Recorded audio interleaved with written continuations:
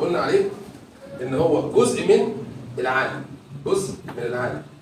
موجود فين؟ قلنا ان هو بيتوسط ما بين 3 قارات.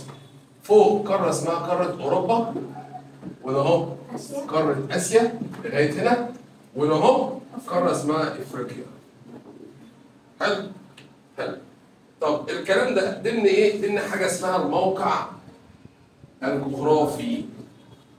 كلمة موقع جغرافي يعني الموقع بالنسبة لليابس والمية، تمام؟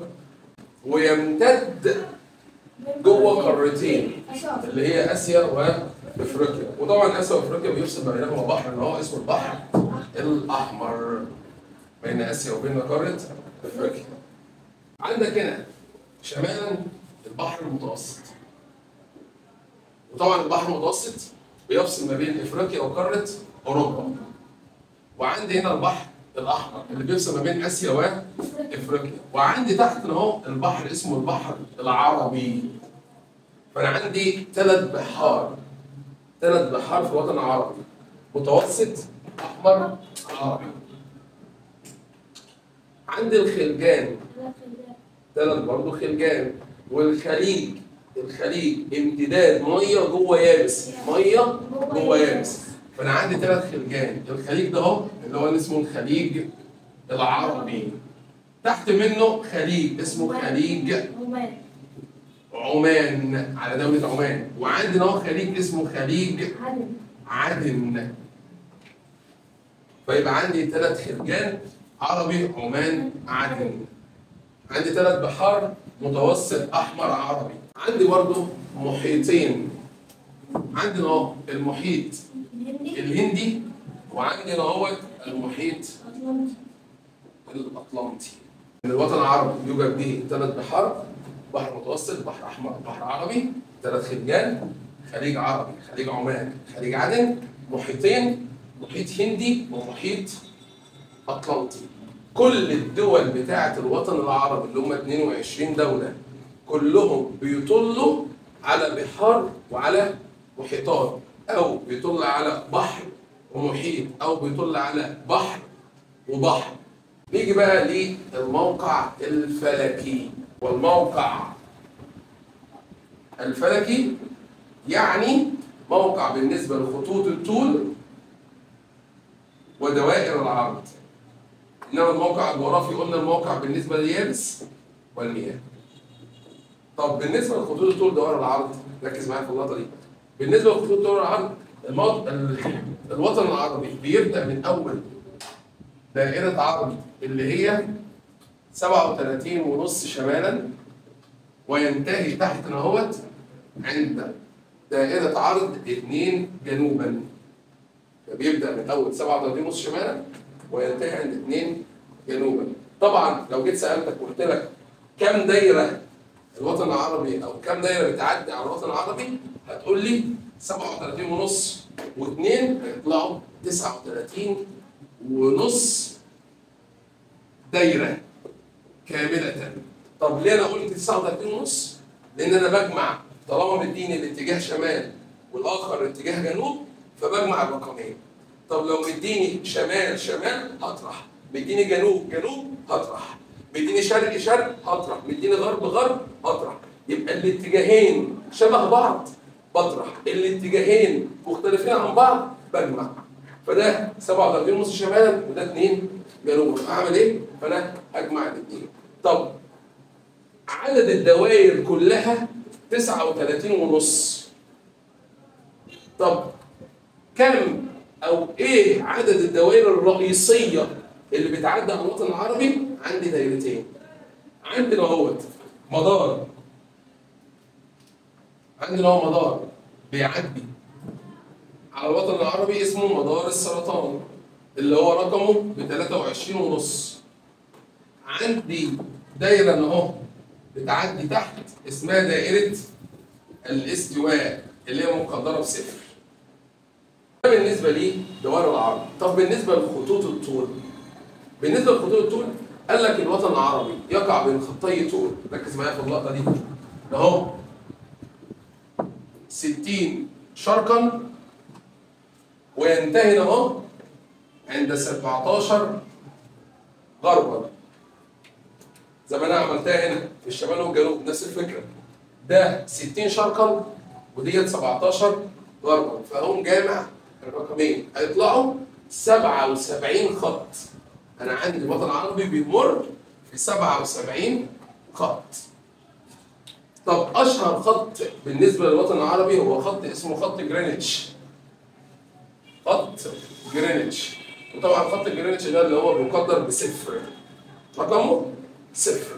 في معلومه بالنسبه للوطن العربي ككل، في دوله مش موجوده ضمن الخطوط الطول والدوائر العرض، يعني مش ضمن الموقع الفلكي اللي انا قلته. مين الدوله ديت؟ دوله ان هو اسمها جزر القمر. دوله اسمها جزر القمر. الدوله دي هي خارج الموقع الفلكي بس ضمن الوطن العربي. زي ما انا قلت لك كده، قلت لك اخوك مسافر بره، انت كده خلاص خرجتوه بره بيتكم؟ لا، او خرج بره العيله؟ لا، هو اخوك برضه. تمام؟ فالوطن العربي في دوله اسمها جزر القمر، هي خارج الموقع الفلكي، خارج المكان، بس هي ضمن الوطن العربي. الجزر القمر دي بتقع عند دائره 12 جنوبا وعند خط 44 شرقا. مساحه الوطن العربي، قلنا ان الوطن العربي المساحه الكليه حوالي 13 مليون كيلو متر مربع. عندي عدد كام دولة؟ عندي 22 دولة، 12 في آسيا و10 في أفريقيا. مين الدول بقى اللي عندك؟ عندك هنا بداية من ال10 الأفارقة، عندك مصر، جنب منها ليبيا، تحت مصر السودان. بعد ليبيا دولة اسمها تونس، دولة كبيرة اللي هي أكبر دولة في أفريقيا هنا اللي هي الجزائر، وعندك هنا المغرب، وفي جزء من المغرب اسمه الصحراء المغربية، تحت منها موريتانيا. عندي تحت السودان دولة هنا مدورة عاملة زي، انت لو ركزت هتلاقي عاملة زي الرجل. الجزء اللي فوق ده اسمه جيبوتي، الرجل نفسها اسمها الصومال، واخيرا الدولة اللي تحت اللي هي جزر الكومورو. يبقى عندي مصر، ليبيا، السودان، تونس، الجزائر، المغرب، موريتانيا، جيبوتي، الصومال، وجزر الكومورو. انا عندهم هتلاقيهم 10 دول. حلو. عندنا اهو دولة اسمها فلسطين، فوقها لبنان، فوقها سوريا، وتحت منهم نوبة الأردن. عندي هنا الدولة اللي بتطل على الخليج العربي، هما دولتين، دولة اسمها العراق ودولة تانية اسمها الكويت. في دولتين جوه الخليج العربي، دولة اهو اسمها البحرين اللي هي أصغر دولة، والدولة التانية اسمها قطر. في دولة بقى ما بين الخليج العربي وبين خليج عمان، دولة اسمها الإمارات. طبعا الدولة اللي بعد منها عمان اللي هي على خليج عمان، والدولة اللي بعد منها اليمن، وكل ديت السعودية. ركز، خلي بالك ان انا لازم عشان اقدر اعرف الدول لازم اخدها كده بطريقه ما او بشكل ما، يعني اربط ان فلسطين، لبنان، سوريا، الاردن، جزء ده مع بعض، بعد كده العراق والكويت، بعد كده مثلا البحرين وقطر، بعد كده عندي الامارات مثلا، عمان، يمن. يعني احاول اربط الثلاث دول دي مع بعض.